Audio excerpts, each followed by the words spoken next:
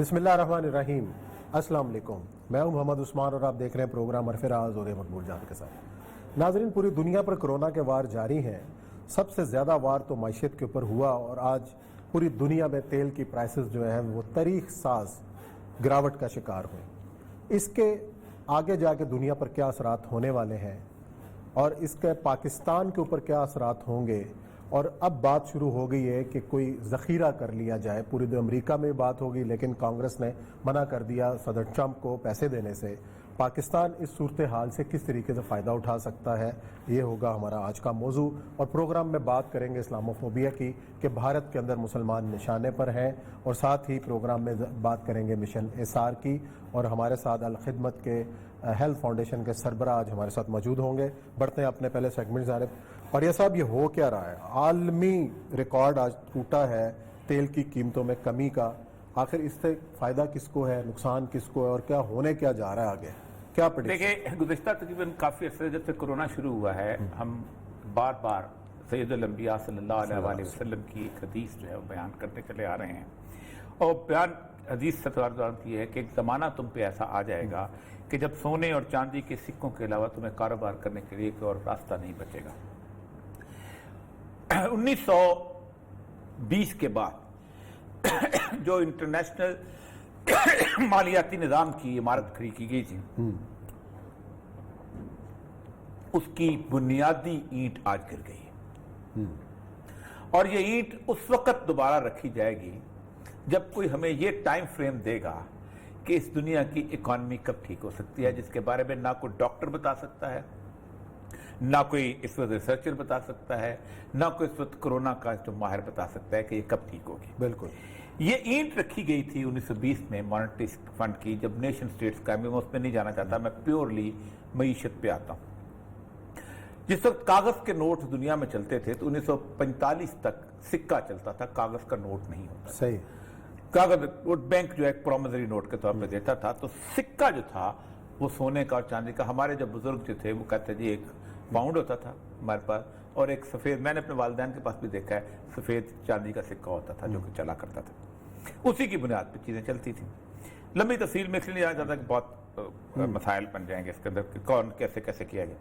جب نارمنڈی فتح ہوا ہے تو اس وقت تمام عالمی طاقتوں کو یقین ہو گیا کہ ہم نے جرمنی کو شکست دے دی اور اٹلی کو شکست دے دی، اب ہماری طاقت پکی ہے. تو انہوں نے برٹن ووڈ کا ایک شہر تھا، اس کے اندر ایک 48 ملکوں کی کانفرنس بلائی، اور انہوں نے کہا کہ آج کے بعد ہم دو ادارے قائم کر رہے ہیں، ایک ورلڈ بینک اور ایک انٹرنیشنل مانیٹری فنڈ.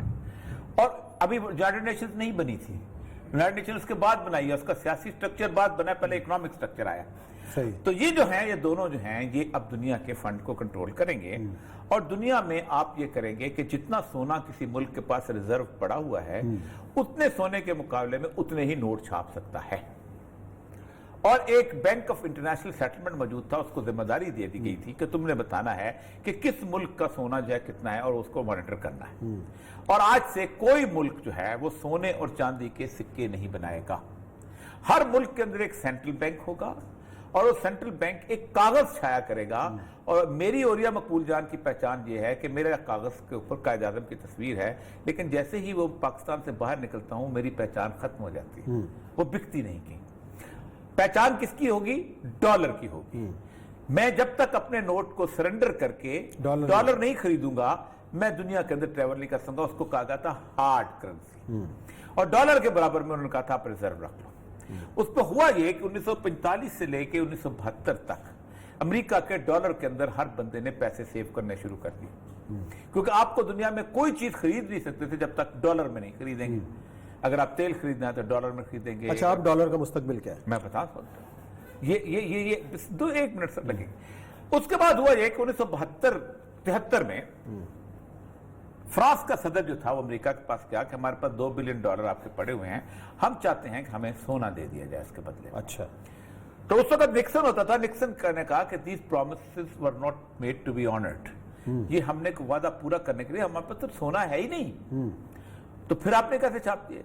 انہوں نے دوبارہ پھر ایک کانفرنس بلائی اور انہوں نے کہا کہ آپ ایسا کرو کہ بینک آف انٹرنیشنل سیٹلمنٹ کو کہو کہ کسی ملک کی گڈ ول کے طور پہ اس کی کرنسی کی قیمت ڈٹرمن کرے کہ وہاں پیداوار کتنی ہوتی ہے, وہاں جی ڈی پی کتنی ہے, وہاں حالات کیسے ہوتے ہیں, اس کو ایک ذمہ داری دے دی گئی, اور اس نے وہ کچھ کیا جس کا حساب ہی نہیں.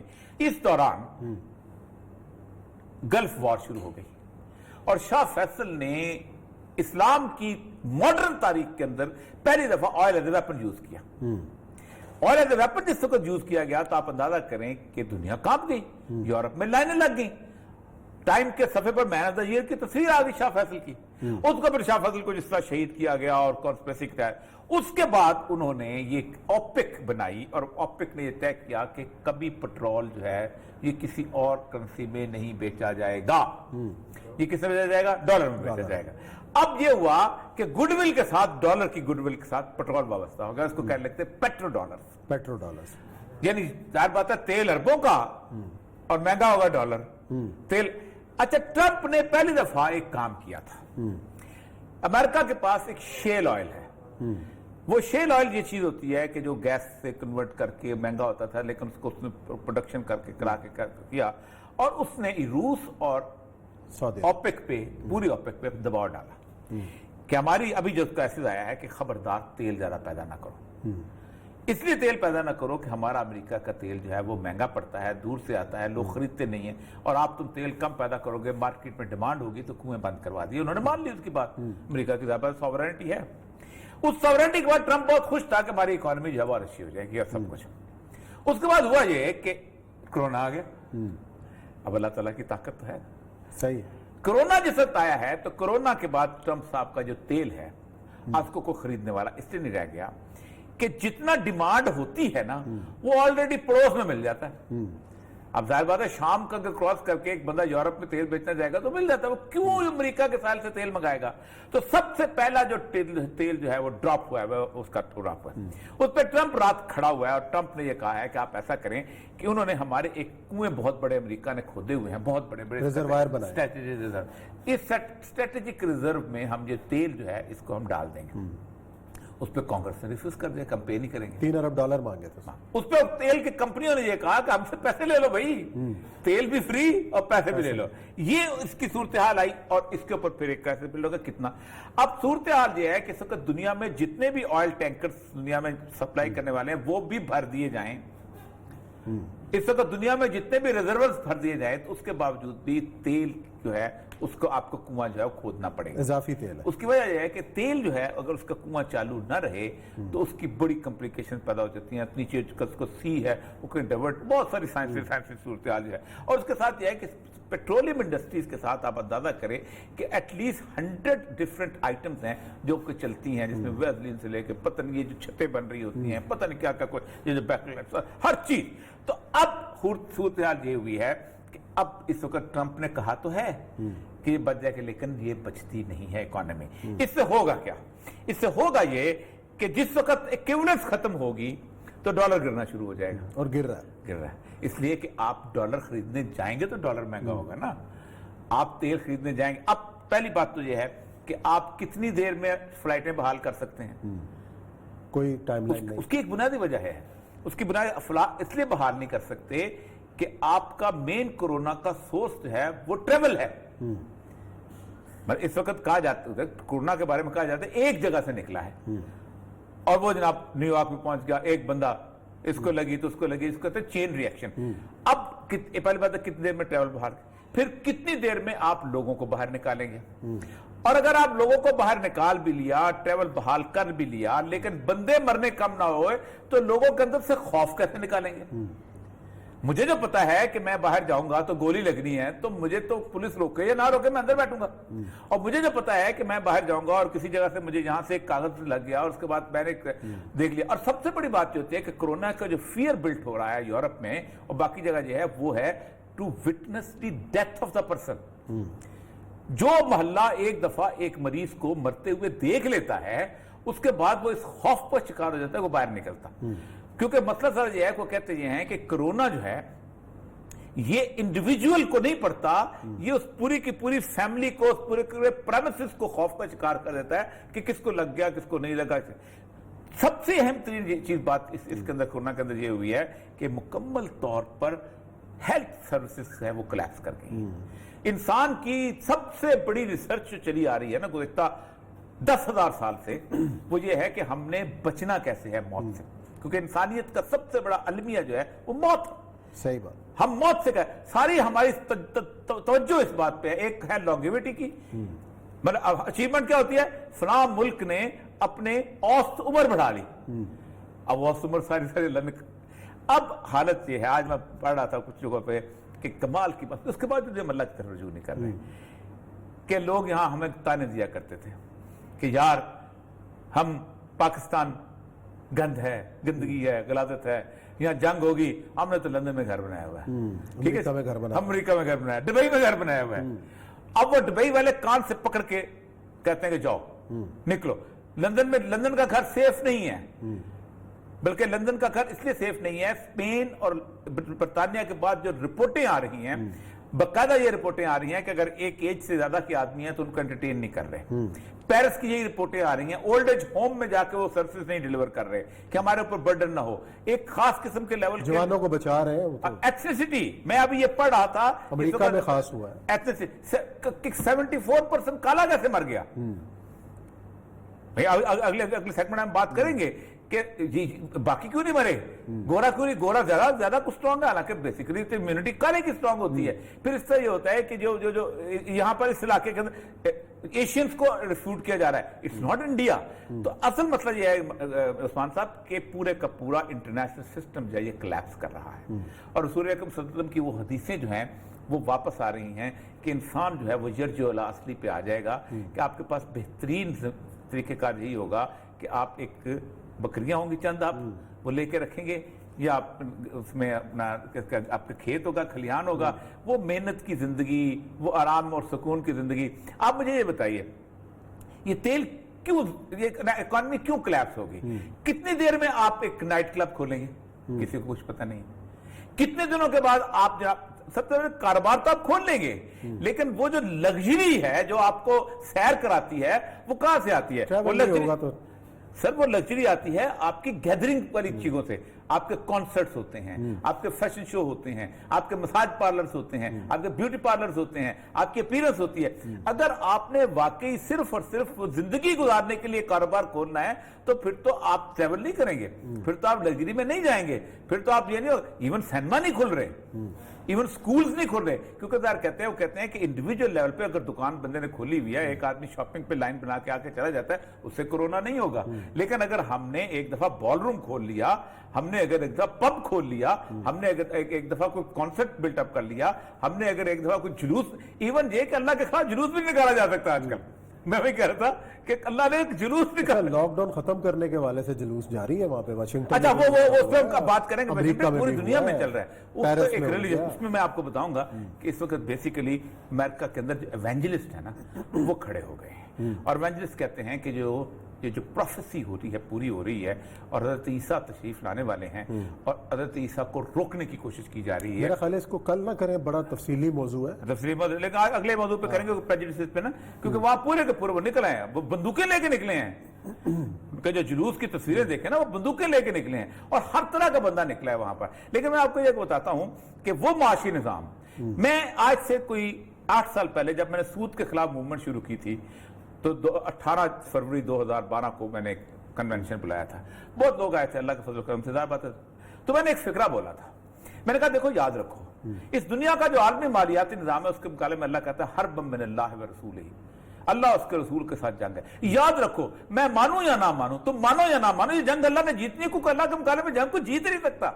हमारा ईमान होना चाहिए कि सूद का सिस्टम कोलैप्स होना है, लेकिन बेहतर यही है कि तुम इस सूद के सिस्टम में कोलैप्स करने में अल्लाह के साथ खड़े हो जाओ, अल्लाह तुम्हारी हया करेगा। हम पहले दिन कहते थे कि ठीक है तुमसे गिरेगा नहीं, तुमसे तबाह नहीं होगा, लेकिन खुदा के लिए आवाज बुलंद कर लो कि हम सिस्टम को। पाकिस्तान की बदकिस्मती अगर थोड़ी बहुत सजा में मिल रही है, आज तक हमारे तमाम हुक्मरान जो हैं वो जबानी तौर पर भी अल्लाह के साथ नहीं खड़े हुए।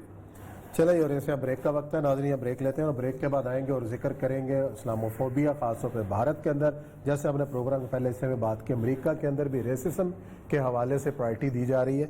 बात करते हैं ब्रेक के बाद।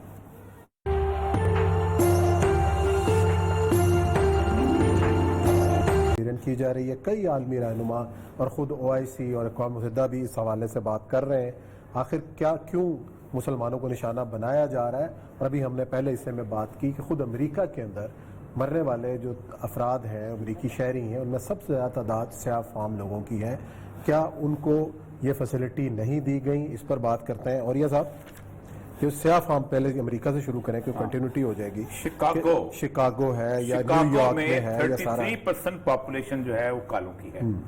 شکاگو یا میشیگن لین کے ساتھ پورا علاقہ جہاں محمد علی قلعے جہاں سے اوباما بھی نکلا ہے یہ سارا علاقہ جو ہے وہ جہاں ان کی مشہور یونیورسٹی بھی ہے تو اس علاقے کو کوئی گورا نظر بھی نہیں آتا.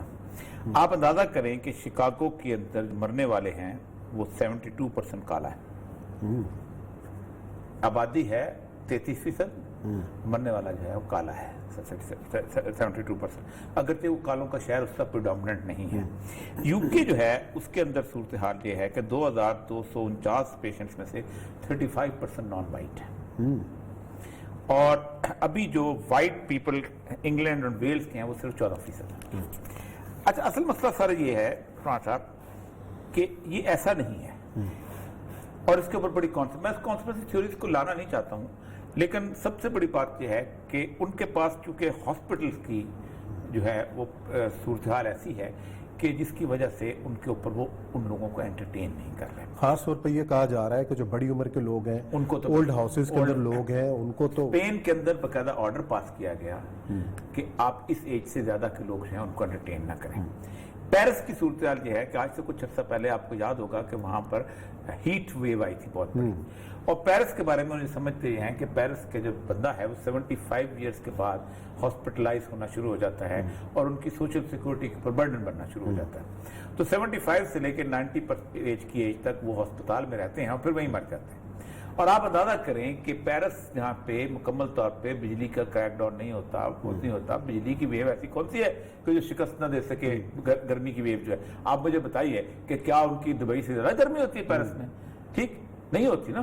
60 تو وہ انہوں نے 15,000 بندہ جو تھا وہ بوڑھا مار دیا تو سارے بوڑھے تھے. تو اتنے روتھ سوسائٹی بن چکی ہوئی ہے پوری کی پوری ویسٹرن سوسائٹی جو ہے بلکہ پوری دنیا ہی اصل میں بیسیکلی روتھلیس بن چکی ہوئی ہے ایتھنک ریلیجس اور اس کی بنیاد پہ. اس کی ایک بنیادی وجہ یہ ہے کہ جو پورا کارپوریٹ معاشرہ ہے دنیا کا یہ انڈیویجول بیسڈ معاشرہ ہے. اس کی جو تعلیم ہے نا یہ تعلیم بھی انڈیویجول بیس کے اوپر ہے. یعنی آپ اندازہ کریں کہ اگر دو بھائی ایک کلاس میں پڑھ رہے ہوں تو ایک دوسرے سے اپنی کاپیاں چھپاتے ہیں کہ ہم نے فرسٹ سیکنڈ تھرڈ کی صورتحال. پھر ہم نے جو علم حاصل کرتے ہیں اس کو ہم سمجھتے ہیں کہ مارکیٹ میں جس کی ویلیو ہے. خاندانی نظام کو ہم نے مکمل طور پہ تباہ کر دیا جس سے اس سے سیکریفائس ختم ہو گئی ہے. اس کی ایک سب سے اہم ترین مثال آپ کو بتاؤں کہ چیریٹی اسلام کے ہاں انڈیویجول چیریٹی ہے. وآتَ الْمَالَ عَلَىٰ حُبِّهِ ذَوِي الْقُرْبَىٰ وَالْيَتَامَىٰ وَالْمَسَاكِينِ. آپ اپنے سب سے پہلے جس مال سے محبت کرتے ہو خرچ کرو قرابت داروں پہ پھر یتیموں پہ ٹھیک پھر مسکینوں پہ ٹھیک. اس کے بعد آگے کیٹیگریز آتی ہیں. وہاں انڈیویجول چیریٹی ختم ہو گئی انسٹیٹیوشنل چیریٹی بن گئی ہوئی ہے کہ کرتے یہ ہیں کہ باپ کو اولڈ ایج ہوم میں بھیج دینا ہے کیونکہ باپ کو چیریٹی نہیں ہم نے دینی. باپ تو ہمارے اوپر ایک برڈن ہے.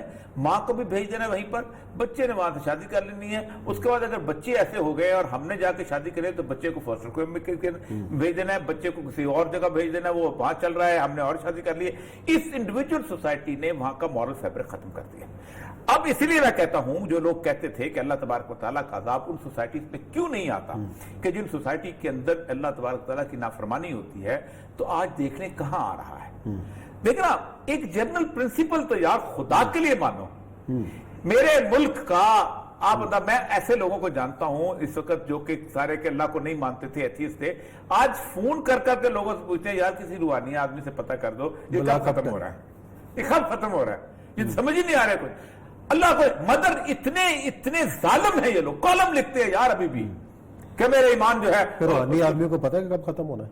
نہیں اللہ تعالیٰ اللہ حضرات دعویٰ ہے اتقوا فراست المومن. رسول اللہ کا حدیث ہے مومن کی فراست سے ڈرو. انہ ینظر بنور اللہ. یہ اللہ کے نور سے دیکھ رہا ہوتا ہے. اللہ کا نور کی آپ دیکھیں وسعت کتنی ہے. بہت بڑی پتہ ہوتا ہے لیکن جن کو اللہ بتاتا ہے پھر ان کی زبانیں بند کر دیتے ہیں. اچھا چلے اب OIC اب آتا ہے بھارت کا مسئلہ. بھارت کا معاملہ یہ ہے اب دیکھیں اس سارے سینیریو کے اندر میرا ایک دعویٰ ہے، اور یہ دعویٰ نہیں ہے، میرا ایک انالیسس ہے، وہ ہے رسول اللہ صلی اللہ علیہ وسلم کی احادیث کے مطابق کہ یہ پوری دنیا، آپ صلی اللہ علیہ وسلم نے فرمایا جو لاسٹ جنگیں ہوں گی اس پوری دنیا کے اندر دنیا 3 حصوں میں تقسیم ہو جائے گی، ایک حصہ جو ہے وباؤں میں مر جائے گا، 1/3، ٹھیک ہے، اس کے بعد ایک حصہ وہ ہے جو آخری ملمت الکبریٰ جو ہے بڑی جنگ ہے، اس میں مارا جائے گا۔ اس 2 جگہ پہ ہونی ہے، ایک ہونی ہے اسرائیل میں اور ایک ہونی ہے بھارت میں۔ آپ نے فرمایا کہ میرے اللہ نے 2 لشکروں کو جہنم کی آگ سے محفوظ کر دیا، ایک وہ جو جہاد ہند میں حصہ لے گا، اور دوسرا جو ہے جو عیسیٰ ابن مریم کے ساتھ، عیسیٰ ابن مریم کے ساتھ ہوگا۔ اور پھر آپ نے باقاعدہ بیعت لی، سب کچھ کیا، جو کچھ بھی وعدہ لیا۔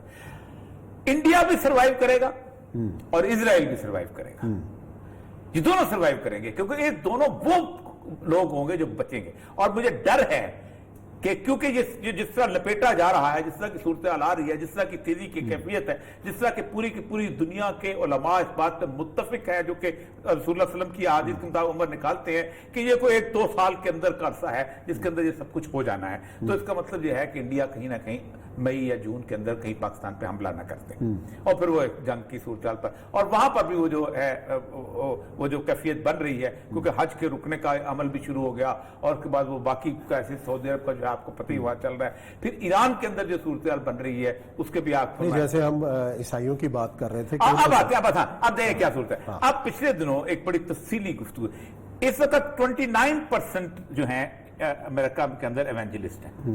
تمام جو بائبل پشرز ہیں، بائبل کے ماننے والے ہیں، وہ سمجھتے ہیں کہ حضرت عیسیٰ جو ہیں وہ صلیب پہ چڑھے تھے، صلیب پہ چڑھنے کے بعد 2-3 دن کے بعد آئے تھے، آ کے بعد ریزرکشن ہوئی تھی، تو چلے گئے تھے اور کہا تھا کہ میں صلیب پہ جا کے میں تمہارے گناہوں کا کفارہ دے چکا ہوں۔ لیکن جو ایونجلسٹ ہیں، جس میں مائک پومپیو ہے، یہ مائک پینس ہے اور ٹرمپ ہے، یہ پہلی دفعہ ٹاپ پہ آئے ہیں، اور یہ سمجھتے ہی ہیں، ان کا دعویٰ یہ ہے کہ اسرائیل جو ہے حضرت عیسیٰ اس وقت آئیں گے، اور باقاعدہ بائبل کی ایک اسٹارٹ وہ جو ہے نا اس کی اپنا چیپٹر اس کی پیشگوئی بتاتے ہیں، اور پرسوں ترسوں پھر پائک پینس نے اس کو دہرایا ہے کہ اسرائیل جو ہے یہ اس کا دوبارہ بننا جو ہے یہ حضرت عیسیٰ کی آمد کی علامت ہے، یہ بنے گا اور یہ جہاں پر آئے گا، تو اسی لیے آپ اندازہ کریں کہ 50 سال پرانا جو انہوں نے ایک رکا ہوا چیز تھی یروشلم کو تسلیم کرنے کا، وہ انہوں نے اس کو دوبارہ کیا۔ چرچ آف نیٹیوٹی جو ہے اسرائیل کے اندر، اس کو وہ سینٹر بناتے ہیں کہ چرچ آف نیٹیوٹی میں سیدنا عیسیٰ علیہ السلام اتریں گے۔ دیکھیں آپ اندازہ کریں کہ مسلمان کتنے اس وقت بیوقوف ہیں اس وقت کہ 2 قومیں بذات خود ہم سے لڑنے کے لیے تیاری کر کے مکمل بیٹھی ہوئی ہیں۔ وہ کہتے ہیں کہ حضرت عیسیٰ جب آئیں گے تو ہم وہاں پر بیٹھے ہوں گے، ہم یہودیوں کو شکست دے کے وہاں پہنچے گا، مسلمانوں کو شکست دے کے پہنچیں گے۔ یہودی کہتے ہیں کہ ہمارے وسایا نے باقاعدہ اس کے اوپر قبضہ کرنا ہے، اور متی کے جو مشہور فکرے ہیں کہ میرے آنے سے پہلے بہت مسیحا آئیں گے اور وہ تم کو دھوکہ دیں گے، اور بڑی مشہور ان کی متی کی انجیل کے اندر یہ سارا کچھ ہے۔ اب یہ جو حالت اس وقت ایونجلسٹ کی بنی ہوئی ہے، آپ اندازہ کریں کہ میں پچھلے ویڈیوز دیکھ، اس کی بنیاد کے اوپر وہ باہر نکلے اور انہوں نے کھڑے ہو کے کہا I have the Jesus blood، مجھے کورونا نہیں ہو سکتا، مجھے چھوڑو تم۔ اور وہ بندوقیں لے کے جیسے ایسے لگتا تھا جیسے طالبان کا کوئی گروہ نکلا ہوا ہے یا کوئی مجاہدین نکلے ہوئے اور کوئی نہیں، یوں کر کے پورے وارریئرز کے طور پہ نکلے ہیں کہ ہم کھول دیں۔ اور آپ کو پتا ہے کہ پچھلے دنوں ٹرمپ کے مخالف میں ایک کون سا جارجیا کا تھا گورنر، وہ پرسوں جس نے کہا تھا کہ میں تمہارے مخالف میں کھول، تو اس نے بند کیا تھا، وہ مر گیا۔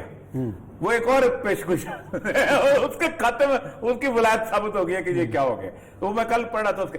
اب دنیا اس وقت اس مقام پہ آ چکی ہوئی ہے کہ جس وقت جسے کہتے ہیں نا ہم نے جو گند کیا تھا اس کو اللہ تعالیٰ جو ہے اس کی دھلائی چاہتا ہے، اس کی صفائی چاہتا ہے، کیونکہ امام مہدی علیہ السلام کے آنے کے بعد جو کچھ ہونا ہے وہ پھر امام مہدی ظاہر بات ہے IMF کا ممبر تو نہیں ہوں گے نا، ورلڈ بینک، اس سے پہلے IMF بھی ختم ہونا ہے، اس سے پہلے ورلڈ بینک بھی ختم ہونا ہے، اس سے پہلے انٹرنیشنل مانیٹری سسٹم بھی ختم ہونا ہے، یہ ساری چیزیں ختم ہونی ہیں۔ اور یہ اتنی یعنی آپ سوچیں قحط اور بیماری ساتھ ساتھ چلیں گی۔ فرمایا تم ایک عورت کو لے کے نکلو گے اور کہو گے کہ اس کے بدلے مجھے آٹا تول کے دے دو۔ آپ مجھے یہ بتائیے، آپ اگر اس سارے سینیریو کے اندر جس طرح آپ نے شہروں کی آبادیاں بڑھا لی ہیں، آپ واپس گاؤں نہیں جا سکتے، मैसोलिनी से इकबाल मिलने गए तो उन्होंने कहा तुम मुझे बताओ कि अपने पैगंबर की कोई ऐसी बात जो बहुत सच्ची हो। तो इकबाल ने कहा मेरे पैगंबर सल्लल्लाहु अलैहि वसल्लम फरमाया था कि जब मदीना की आबादी एक हिस्से से बढ़ जाएगी तो हम शहर बड़ा नहीं करेंगे, हम छोटा शहर और मजीद बढ़ाएंगे। तो उसने कहा इंसानियत को बचाने के लिए इससे बड़ी बात नहीं हो सकती। अब आप वापस गांव नहीं जा सकते फिलहाल, तो अब तो छोड़ के आ गए, आपने जिंदगी और तरह की बना ली, आपने ग्लैमर बना लिया। अब मुझे ये बताइए कि आप इस सारे लॉकडाउन और पाकिस्तान के साथ मुझे ये समझ नहीं आती कि पाकिस्तान की कल बात कर लेंगे, जिस तरह की कंफ्यूजन बिल्ट हो गई हुई है पाकिस्तान में, जब तक आप थ्रेट ओरिएंटेशन क्रिएट नहीं करेंगे, रिलैक्स किया तो ये गए। आप अंदाजा करें ना कि जिस कौम के अंदर ये रियलाइजेशन अभी तक नहीं आ सकी कि हमने अपने बच्चों को साथ लेके नहीं निकलना, वो क्या हो सकता है। बड़ा मजे की बात हो रही थी कि किस पुलिस वाले ने किसी फैमिली को पकड़ा, उन्होंने बाहर क्यों निकलो, कि मैं बच्चों को लॉकडाउन दिखाना। तो ये तो हमारी सोच है। तो इससे इमरान खान साहब को करे, उन पर कर्म करे तो क्या नहीं, अब तो और भी खदशा हो गया कि वो तो आज उनके टेस्ट हो रहे हैं कोरोना के, हमारे वो फैसिलिटी साहब। मैं बुनियादी तौर पर समझता हूँ कि इमरान खान साहब के साथ शुरू में जब इस पॉलिटिक्स में आए थे कि उनकी ईमानदारी, उनकी नीयत नेक नीति की वजह से बहुत सारी दुआएं उनके साथ थी, और मैं ऐसे बहुत सारे रूहानी लोगों को जानता हूं जो समझते थे कि बाकी लोगों से। लेकिन इमरान खान साहब की 2-3 वजूहात की बुनियाद पे उनका खसूसी तौर पे तकब्बर और इस मामले के अंदर इंतहाई गैर इंसानी रवैया जो है कोरोना के मामले के बारे में, इस वक्त उस दुआओं से बहुत ज्यादा महरूम हो चुके हैं। उन्हें बहुत जरूरत है कि अल्लाह ताला उनको अपने शूज में वापस लेके आए, क्योंकि वो अभी तक अपने शूज में वापस नहीं आए। सच्ची बात बताऊं कि होता यह है कि कभी दिल से दुआ निकलती थी उन बुजुर्गों के मुंह से, अब वो चुप रह जाते हैं कि कहीं दिल से बददुआ ना निकल जाए। बड़ी खतरनाक चीज, बहुत खतरनाक चीज है ये। उनको, वो रूहानी आदमी हैं, रूहानी लोगों से जानते हैं, उनको बता देना चाहिए कि सिर्फ आपके इर्द गिर्द 4 रूहानी नहीं होते। इस पाकिस्तान के अंदर अल्लाह ने बहुत सारे लोगों पर अपने कर्म किए हुए हैं, और वो समझते हैं कि खुदा के लिए इस सारे मामले के अंदर से अपनी जात को और अपनी पार्टी को माइनस कर दो। ये जंग जो है, ये हॉस्पिटल की जंग नहीं है, ये कोरोना की जंग नहीं है, ये जंग बुनियादी तौर पे ये फैसला करवाने के लिए आई है कि तुम कितना अल्लाह की तरफ लौटते हो। तुम मौलवियों के कहने के ऊपर आपने खोल तो दिए, लेकिन तुम खासतौर पर खुद उस मामले के अंदर आना चाहिए था। ऐसे नहीं होना चाहिए। आपका आज कहा उन्होंने, आपका इस्तग़फ़ार, अच्छी बात, अल्लाह करे, हम तो दुआ करते हैं कि अल्लाह ताला, क्योंकि देखिए हुक्मरान का वबाल पूरी कौम पे होता है। अच्छा, कहीं आपको बेबसी तो नहीं लगती इमरान खान के एज ए वजीर आजम? बेबसी तो बता देना चाहिए, शौक है। देखिए एक बात सुनो, 2 हदीसें सुनाता हूं इमरान खान साहब को। अल्लाह के रसूल सल्लल्लाहु अलैहि वसल्लम फरमाया कि जिसने कोई ओहदा मांग कर लिया, अल्लाह उसके ओहदे की सुपुर्द कर देता है, और जो खुद मिलता है अल्लाह उसकी नुसरत करता है। एक दूसरी हदीस फरमाया जिसको कोई जिम्मेदारी सौंपी गई, यूं समझो कुंद छुरी से ज़िबा किया गया। बिल्कुल। चलो जी नाज़रीन, अब ब्रेक लेते हैं, ब्रेक के बाद आएंगे और जिक्र करेंगे मिशन एसार का और अल खिदमत हेल्थ फाउंडेशन के सरबराह डॉक्टर हफीजुर रहमान हमारे साथ। हरफ राज में एक बार फिर खुश आमदीद। हम बात करें मिशन एसार की, और इस वक्त हमारे साथ पेशावर से स्काइप पर मौजूद हैं अल खिदमत हेल्थ फाउंडेशन के सरबराह डॉक्टर हफीजुर रहमान। अस्सलाम वालेकुम डॉक्टर साहब। वालेकुम अस्सलाम व रहमतुल्लाहि व बरकातहू। डॉक्टर साहब, हम ये पूछेंगे कि अभी रमज़ान अल मुबारक की आमद है, और इस हवाले से ये भी कहा जा रहा है कि मई जो है वो कोरोना के हवाले से पाकिस्तान में ख़तरनाक हो सकता है, फैलाव का भी बायस बन सकता है। अब रमज़ान आ रहा है और हमारे उलमा इकराम और हुकूमत की मुशावरत के बाद मसाजिद भी जो है वो खोली गई हैं, कुछ मुआहदा हुआ है। तो इसमें हम ये पूछेंगे कि तरावी की नमाज है, फ़र्ज़ नमाजें हैं, यहाँ मसाजिद में जाते हुए ख़ास तौर पर लोगों को किन अमूर का ख्याल रखना है, किस तरीके से अपने आप को हमने बचाना है, सोशल डिस्टेंसिंग के हवाले से भी ज़रा थोड़ा सा बताइएगा। 1-2 चीज़ें मैं और भी ऐड कर लूँ कि चूंकि ज़ाहिर साहब मौलमा पे छोड़ दिया गया हुआ है, तो बहुत सारे ऐसे वाक़यात मिल रहे हैं कि वो अगर किसी 50 साल के बड़े आदमी को कहते हैं तो वो कहते हैं कि कोई मसला नहीं, उन्होंने कहा एहतियात करके आए। और ये जो बड़ा अजीब-ओ-गरीब सा मामला सा बन गया हुआ है कि हर कोई मस्जिद में आना चाहता है अपने आप को, और उसके हवाले से भी अगर बताएंगे ताकि लोगों को थोड़ा सा एहसास हो इस चीज़ का। बिस्मिल्लाहिर्रहमानिर्रहीम। मेरे ख्याल में आपने बहुत ही अहम मसले की तरफ निशानदेही की है। इस वक्त अभी रिसेंटली हमने एक इंटरनेशनल कॉन्फ्रेंस की, ऑनलाइन कॉन्फ्रेंस थी, उसमें 10 से ज़्यादा ममालिक के डॉक्टर शरीक थे। تو ان سب کا یہی کنسرن تھا کہ ہمیں فکر ہے پاکستان، بنگلہ دیش اور انڈونیشیا سے کہ جہاں پہ آبادی بھی بہت زیادہ ہے اور رمضان کی آمد ہے اور یہ لوگ رش کریں گے، تراویحوں میں جائیں گے، عید کے اجتماعات ہوں گے اور ان کی وجہ سے ایک بہت بڑی ویو آ سکتی ہے۔ یہ ہمارے تمام جو سینئر ڈاکٹرز ہیں دنیا بھر کے، جس میں ٹرکی، ملیشیا، امریکہ اور ساؤتھ افریقہ کے ڈاکٹرز ہیں، یقین جانیے وہ اس قدر وریڈ ہیں۔ اور جو ابھی یہ 20 نکاتی معاہدہ ہوا علماء کرام کا اور حکومت کا، اس پر بھی ان کی بہت زیادہ ریزرویشنز تھیں۔ ان کا یہ کہنا تھا کہ علماء نے تو یہ کہا ہے کہ چونکہ آپ سوشل ڈسٹنسنگ عام حالات میں مینٹین نہیں کر رہے، یعنی مساجد سے باہر آپ نے خاصی ڈھیل دے رکھی ہے، تو اس لیے مسجد میں بھی جانا چاہیے۔ لیکن یہ معاملہ ایسا ہے کہ ایک دفعہ یہ معاملہ بڑھ گیا، یعنی مساجد میں لوگ تراویحوں میں جوگ در جوگ گئے اور یہ ہاتھ سے نکل جائے گا۔ اس وقت اگر صحیح طرح سے گائیڈ کیا جائے اور بہت 2 اور 2 4 کی طرح کلیئرٹی کے ساتھ بتایا جائے عوام کو بھی، اور اس سے بڑھ کر یہ ہے کہ جو حکومت میں لوگ ہیں انہیں بھی، کہ دیکھیں شروع میں جب آپ کو یاد ہوگا کہ ہم نے بھی بات کی تھی شروع میں کہ مساجد کے قالین ہٹا دیں، ڈسٹنس کریں، ہاتھ دھو کے جائیں، وضو کر کے جائیں، فلاں کریں، وہ ساری چیزیں جو تھی وہ شروع کی تھی۔ یہ 4 اسٹریٹجیز ہوتی ہیں کہ بھئی آپ سے کہتے ہیں کہ آپ ٹیسٹنگ کریں، کانٹیکٹ ٹریسنگ کریں اور کوارنٹین کریں اور سوشل ڈسٹنسنگ کریں، لیکن جب معاملات بڑھ جاتے ہیں تو پھر سوشل ڈسٹنسنگ کو اپ گریڈ کیا جاتا ہے اور وہ پارشل لاک ڈاؤن ہوتا ہے اور اس سے زیادہ جو ہے وہ کمپلیٹ لاک ڈاؤن ہوتا ہے۔ میں سمجھتا ہوں کہ جو اس وقت چیلنج ہے نا اس وقت بطور مسلمان کے اور پاکستانی کے، کہ یہ وبا بڑھنے کے امکانات کافی زیادہ ہیں۔ یہ مئی میں اگر بڑھ گئی، اس کے نتیجے میں اموات زیادہ ہوں جس طرح بقیہ دنیا کے اندر ہو رہی ہیں، تو یہ بہت بڑا بلیم آئے گا علماء پر بھی، مساجد پر بھی، اور جو لوگ تیار بیٹھے ہیں دین کو بدنام کرنے کے لیے ان کو ایک بہانہ ملے گا، جس طرح انڈیا میں انہوں نے کہا تبلیغ جماعت والوں نے یہ سارا پھیلا دیا۔ اچھا ڈاکٹر صاحب، یہ کیوں سمجھ نہیں آ رہی، کوئی ان کو کیوں علماء کو سمجھا نہیں رہا کہ سکول بند ہیں جہاں اس طرح کراؤڈ اکٹھے ہوتے ہیں، شادی ہال بند ہے جہاں اس طرح کے کراؤڈ اکٹھے ہوتے ہیں، جو الاؤ کیا بھی گیا ہے فار ایگزامپل، تو وہ اس طرح کی فیکٹریز میں وہاں فاصلہ ہوتا ہے، ایون ٹی وی کے اندر بھی کسی نہ کسی حد تک فاصلہ تو ہوتا ہے۔ اب وہ 6 فٹ کا فاصلہ کون سا عالم دین ہے جو 5 فٹ کا فاصلہ مینٹین کرائے گا؟ آج میں ویڈیوز دیکھ رہا ہوں کہ وہ مولویوں نے باقاعدہ درمیان کے اندر وہ اپنا وہ پارٹیشنز بنا دی ہیں پلاسٹک کی، کہ جی یہ اس طرح ہوگا، اس پلاسٹک کی پارٹیشن میں آگے پیچھے صفحے موجود ہے، سائڈ پہ رکھا ہوا ہے۔ اب اس میں کون روکے گا، کس کی سنے گا؟ ہر بندہ جنت جانے کے چکر میں پہنچ جائے گا یہاں پر۔ اور یہ سب میں سمجھتا ہوں کہ بالکل ممکن نہیں ہے۔ ہمارے جو سیٹ اپ ہے، جو ہمارا ماحول ہے پاکستان کا، جس طرح کا ہمارا مزاج ہے، اس میں یہ اس طرح کی ممکن ہی نہیں ہے کہ ہم لوگوں کو پابند کر سکیں کہ وہ ڈسٹنسنگ بھی رکھیں گے اور تمام احتیاطی تدابیر بھی کریں گے۔ یہ بالکل غلط ملت سب کچھ ہو رہا ہے اور اس سے بڑھ کر ہو جائے گا۔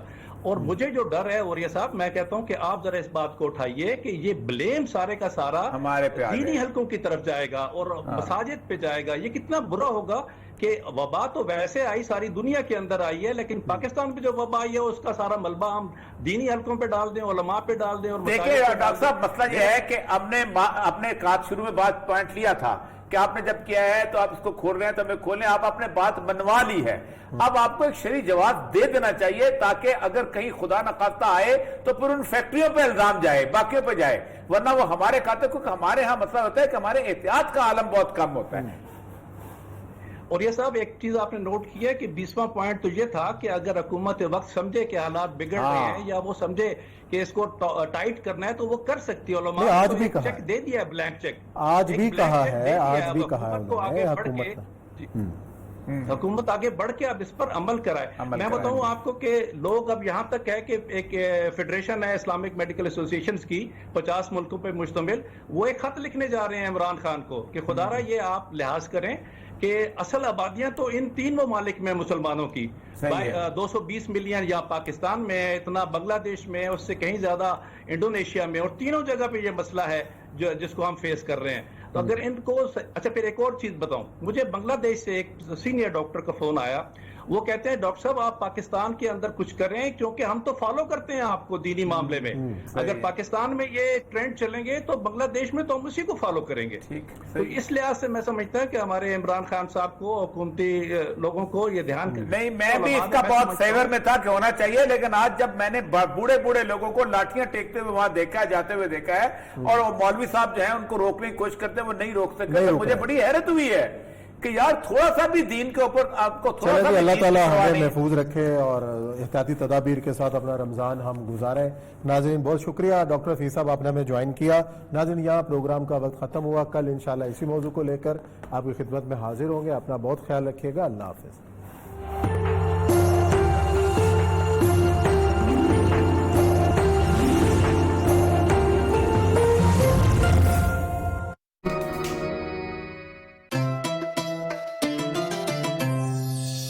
اس رمضان کینولیف کی خریداری پر آپ کو ملے گی 192 روپے تک کی بچت. کینولیف, بچت پر نو سمجھوتا.